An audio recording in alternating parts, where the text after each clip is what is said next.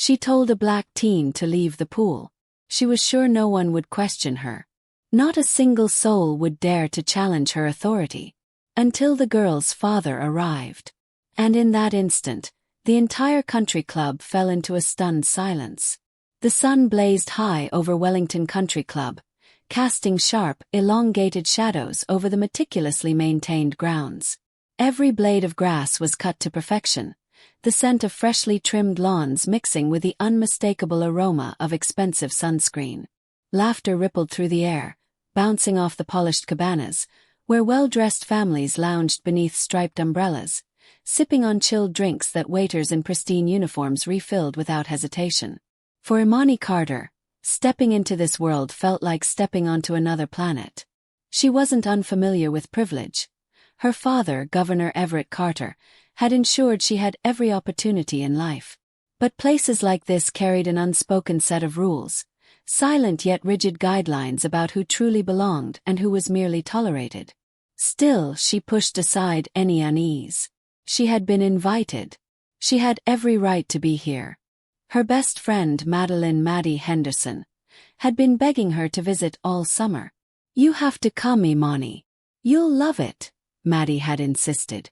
"The pool's huge, the food's amazing, and trust me, the lifeguards alone make the trip worth it."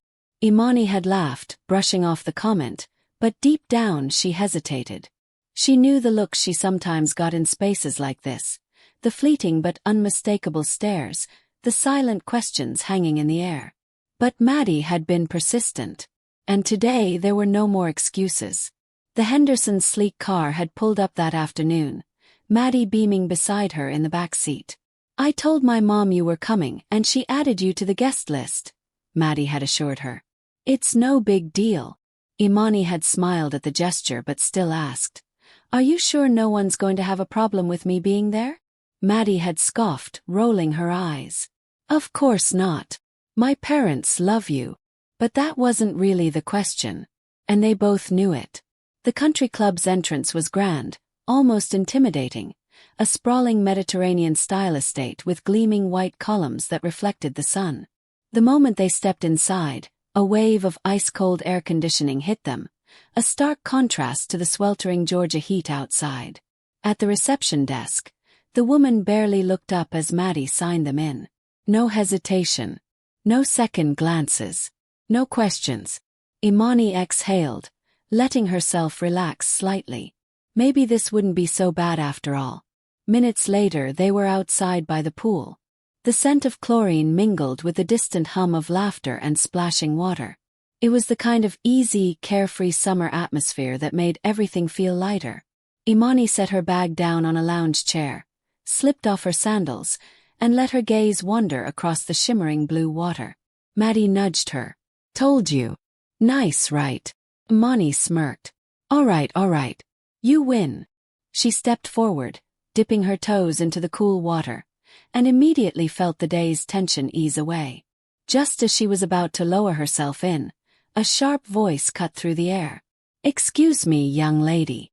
The words came crisp and controlled, carrying the weight of expectation, the tone of someone accustomed to being listened to without question. Imani turned, blinking against the sunlight. A woman stood before her, arms crossed, expression cold and unwavering. Perfect blonde bob. Oversized sunglasses perched on her head. A pastel tennis dress that looked untouched by an actual tennis court. Imani had seen women like her before. "I'm sorry, but this pool is for members only," the woman stated, her voice polite in form but sharp with meaning. She wasn't actually sorry. Imani frowned. "I'm with Maddie. She signed me in." The woman's eyes flickered to Maddie, then back to Imani, as if calculating something. And just like that, the air shifted. This wasn't just about a guest list. Imani recognized the moment. She had seen it before, felt it before. The silent shift from protocol to something else, something unspoken yet painfully clear. A long, uncomfortable pause stretched between them. Nearby, the only sounds were the lazy splash of water and the distant chatter of families enjoying their afternoon. Maddie broke the silence first. "Mrs. Lancaster," she said, her voice firm. My mom signed Imani in as my guest. She's allowed to be here. Mrs. Judith Lancaster barely glanced at Maddie. I don't recall seeing her name on the list. Maddie scoffed. That's because my mom handles it online. You can check with the front desk if you want. Imani stayed quiet, watching the situation unfold. The woman wasn't asking for clarification. She was searching for an excuse. Mrs. Lancaster's gaze settled back on Imani. I'm sorry, sweetheart, but rules are rules. Sweetheart. Imani felt her jaw tighten. I understand that, she said evenly. But I was signed in properly. I wouldn't be here otherwise. Mrs. Lancaster let out a short, amused breath, shaking her head slightly. I don't mean to be difficult, but we have policies for a reason. Maddie's face turned red. This is ridiculous. My mom. It's fine, Imani cut in, her voice calm but firm. She wasn't about to beg to stay in a place where she was invited.